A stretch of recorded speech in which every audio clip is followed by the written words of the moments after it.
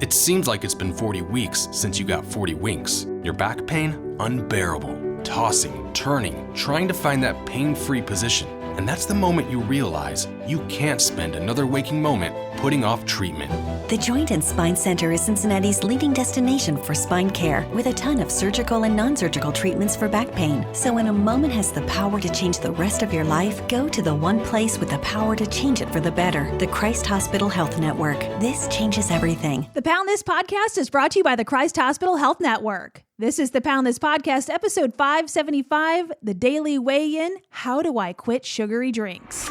I want to lose weight, but I don't know how to get started. What should I meal prep every week? How do I get those sweet booty gains? Inspiration for your healthy lifestyle. The Pound This podcast with Amanda Valentine.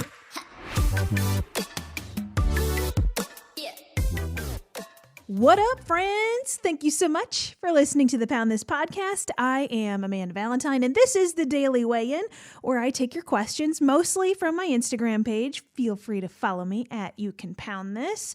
And I take your questions and I answer them right here on my podcast, at least to the best of my abilities. So if there's a question that you ask that I cannot answer, I will try to find somebody that can answer that question for you. Like, for example, when I asked for some health, fitness, weight loss questions, I got a couple questions about weight loss surgery. Now, for me personally, I have not had weight loss surgery, so I don't have a bunch of personal advice for that. But the sleeve dietitian, Jamie, who has been on this podcast before, is a dietitian who has had weight loss surgery, who has lots of great tips. So I welcome you to listen to that podcast or follow her. So as an example of questions I can't answer, I will point you in the right direction of somebody that can, or try to get a guest on this podcast. So feel free to always ask questions. You can always shoot me an email at amanda@amandavалентиnebites.com. And today's question is, how do you quit sugary drinks? And I will say that it is a process because for me, at the beginning of this current weight loss journey, so a little background about me is I've been obese most of my life since I was 6 years old, and I didn't do my first for real diet until my early 20s. And that was LA weight loss. And I lost 60 pounds in 6 months, and then I gained it back, and then I lost 40 and gained it back, and then I lost, gain, yo. So this current weight loss journey I've been on now started, oh my God, it's so crazy, almost 9 years ago. So before that, I would say, if you want to hear more of my story, you can find older episodes where I go in depth to that. But I was binge eating a lot. I have some binge eating, eating disordered problems that I still battle with. But I was not only doing that, but I was pounding Red Bulls, Red Bull. I just have... and I've never been able to shake it. This is just hardcore caffeine addiction. So not only Red Bulls, but I drank a lot of Dr. Pepper. So I was a big soda drinker for a long time. I would just drink Coke for breakfast. So before I even started LA weight loss, so I did morning shows on the radio for a long time. So I'd get up super early and I would never have breakfast planned. So my breakfast was usually drink a couple cans of Coke from the vending machines and maybe one of the Texas cinnamon bun sweet roll things or something from the vending machine at work. I would or somebody bring in donuts or whatever. It would just be crap food and cans of Coke for breakfast because I didn't have Dr. Pepper at the vending machine. So, yeah, I fully understand the sugary drink addiction. And this is before, there was Frappuccinos and everything else that were readily available to me. So I fully understand that. And I will say that my best advice for quitting is, I think, weaning yourself off. And I would say that if it's something that you get great pleasure out of, I would still allow yourself to have that. So a good example of that is somebody that I'm working with right now, as is a client of mine for my nutrition coaching, is that I saw that she had a pumpkin spice cold brew, which I think is awesome, of treat yourself. And even we were having this discussion where I'm I even feel like you don't have to find a lower calorie, lower sugar version of that if you have one like once a week or something and you view it as a treat, like some of those drinks, especially the super sugary Starbucks drinks or coffee drinks, should be seen as like eating a slice of cake almost. You know what I mean? It's different than your morning pick-me-up. It's a meal, but it doesn't feel like that because you can suck that bad boy down in like 2 seconds. I know, because I got one pumpkin spice cold brew and I finished it in the parking lot before I even left. So I understand that those add up really quick. But at the same time, it's like if it's something that you really love and you really enjoy, and guess what? I do love all the pumpkin things, and I wanted to have a pumpkin spice cold brew, and I'm like, I want to have it the way it's supposed to taste. I don't really want to fidget with it too much. I mean, if you're going to have a more regular, I would say that maybe you might want to switch up the macro profile of it. But again, like just, you don't want to live in a prison where you're like, I'm never allowed to have this again. Because once you go into that sort of like restriction, that's whenever you'll go into binges and you'll give in, and it's so hard to get back on track. Sound familiar?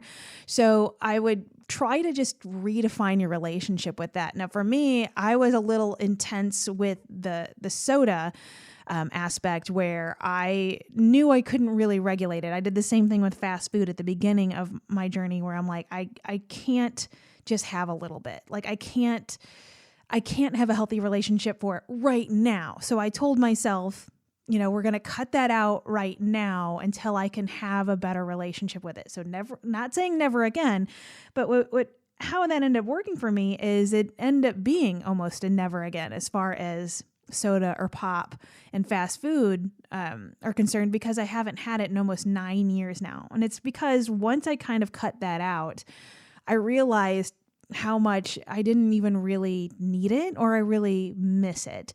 I do really like Dr. Pepper, but does it really serve a purpose in my life? Not really. So I feel okay not having that in my life. The coffee though, or the caffeine is different. So I never liked coffee. Anytime I would have coffee, I would put insane amount of creamer and sugar in it. And that's where the Red Bulls came in. So for me, I was like, I need the caffeine. I want to have this. How do I train myself to drink black coffee, which, virtually is just nothing. And so that became the process of, okay, how do I take myself from chugging Red Bulls to drinking black coffee? And I wasn't going to do an overnight switch because then I would hate it. It's like going from eating Big Macs to steamed broccoli. Like you make that hard switch, that sucks. You're not going to stick to that. So I first started off with just drinking iced mochas. I'm an iced drinker, so that's why I did that. So it wasn't like I began saying, oh, you're not allowed to have any sugar. Like, you got to cut this all out. Of like, no, I'm going to have a full sugar, full delicious iced mocha because I want the caffeine. I want to still enjoy something. This is my step, and seeing it as a process. I had an end goal. I want to work to black coffee, but I like iced mochas because it's still sugary and it has a coffee taste to it. So we're going to work ourselves there. So I wasn't chugging them every day or anything like that at first because they're expensive. So I was still drinking them enough. And I was figuring out combinations of how to kind of make my own, when think of like the coffee machine at work. Because again, I did wake up at the time when I started this journey, I was still doing a morning show. I was doing a morning show in Denver that I was waking up, I don't know, like 4 a.m. or whatever, 3:30, 4 a.m. I don't remember. Each radio station had a different morning show time and I can't keep them all in line anymore. So I'm like, I needed some caffeine. So I used like one of the like little Keurig mocha drink, whatever's. So that's where I started with that. And then from there, once I did that for a while and I was feeling good and I was ready for my own next step, not like, strong arming my way in anything. I'm like, okay, well, let's see if we can take it down to an iced latte, which is just coffee and milk. And let's take the sugar out. Like, can we work with that? At first, I'm going to say it wasn't my favorite thing. The mochas do taste a lot better, but I was like, I got a goal in mind and this is good. Like, this is good. It gives me my caffeine kick. It still tastes pretty decent. And after drinking those for a while, I'm like, okay, well, let's switch to an iced coffee. And in each level, it wasn't like, oh, I'm so excited to drink this. It was just kind of like, I have a goal, and it wasn't horrible though. And it was on my own time. I mean, it took me probably at least a year to make the transition. So it wasn't some overnight thing. And I think that's where a lot of us, including myself, a lot get hung up, and the impatience and the time of to think that if you're going to wean yourself off or cut out sugary drinks, and if you use them a lot in your life, to not think you're going to eradicate them within a month. Like, it might take you a year or two, you know what I mean? Of just kind of change the process. So kind of envision where you want to be, and then think of the steps to get yourself there. So once I started drinking iced coffees, then I start going into the iced Americanos where I am now. So if I were to go to Starbucks, just because Starbucks is kind of universal, I get a venti iced Americano with no room and extra ice. So it's essentially 4 shots of espresso, a bunch of ice, and a little bit of water, which is kind of like jet fuel. And sometimes if I have a free one, I'll get 6 shots. And again, I've also done a podcast talking to a doctor from Christ Hospital about my caffeine intake, and he's like, it's a little insane. So I know that, again, I am not perfect. No one is, but that's generally what I drink. And now from quarantine and working from home, I haven't been getting coffees much at all. I've just been drinking just black coffee. So I have my coffee emporium, Amanda Valentine Bites coffee, which you can find on my website at amandavalentinebites.com. And so that's the coffee I get from Coffee Emporium because it's my own blend. It's my favorite blend. And so I drank a couple cups of black coffee a day.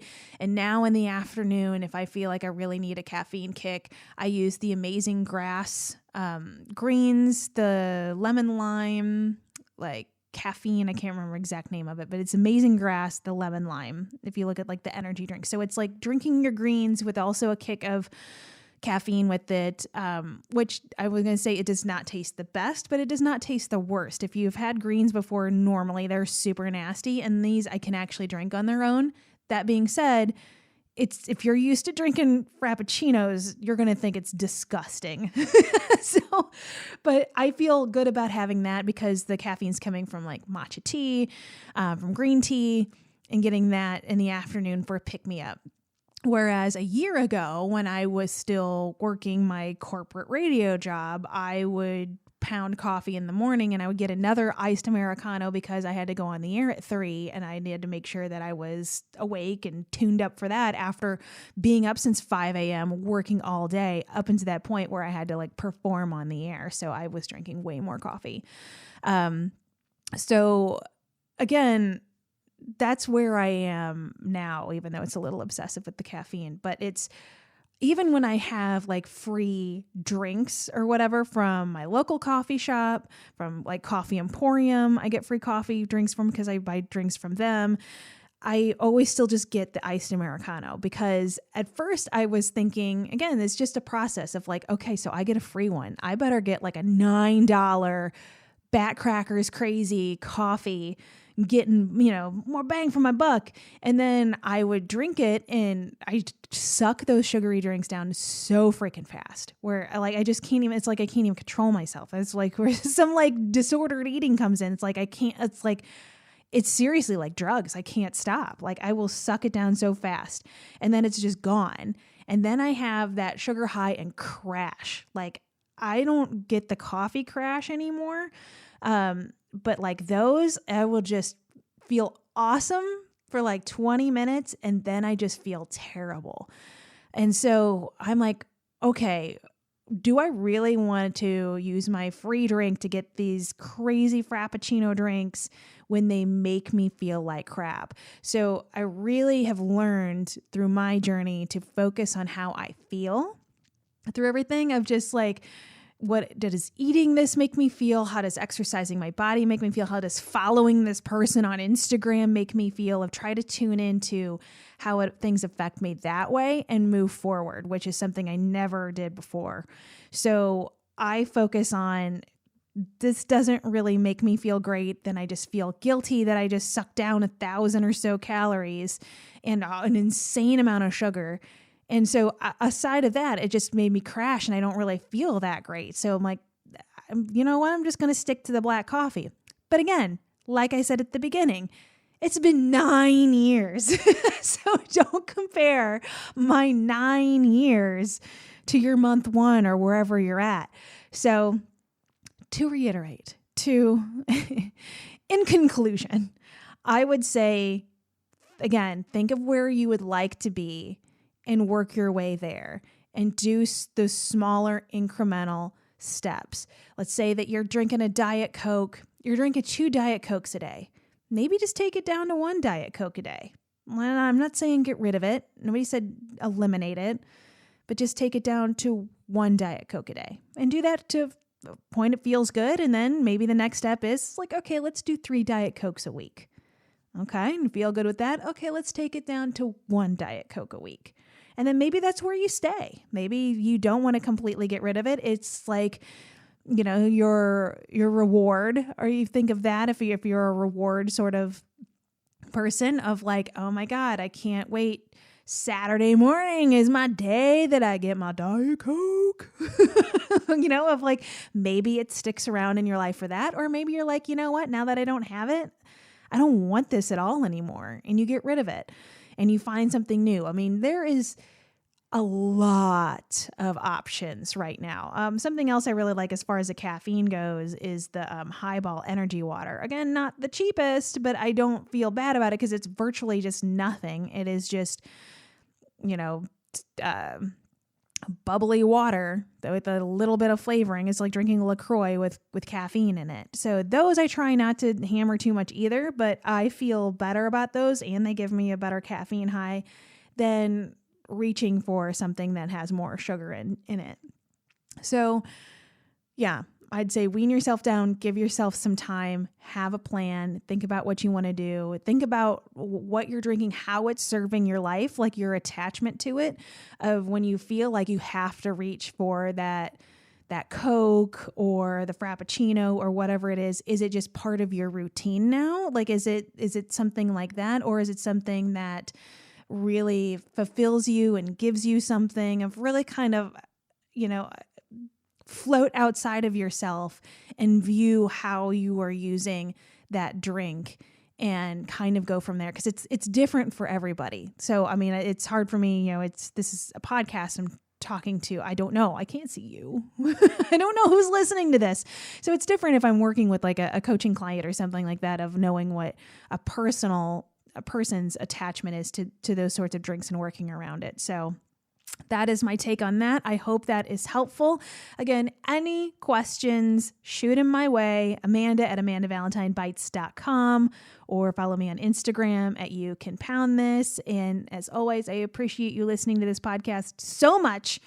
If you have the opportunity to rate, review, share with friends. If you find any episode that gives you value and you feel like it would give people in your life value, please share. That is incredibly helpful to me. And I'll talk to you later. For info on health coaching and more, go to AmandaValentineBites.com.